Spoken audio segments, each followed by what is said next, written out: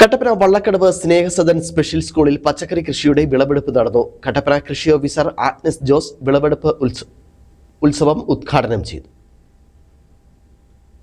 2023 മുതൽ സംസ്ഥാന സർക്കാരിന്റെ ഉൾപ്പെടെ വിവിധ അവാർഡുകളും സ്കൂളിന് ലഭിച്ചു.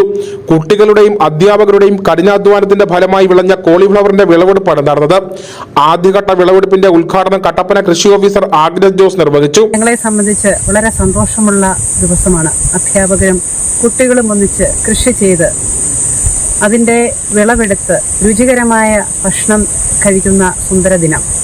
കൃഷി ഓഫീസർ വേണ്ട സഹായങ്ങളൊക്കെ നമുക്ക് ചെയ്തു. പോളി ഹൗസിലും പുറത്തുമായി 100% ജൈവ കൃഷിയാണ് ഇവിടെ നടത്തുന്നത്.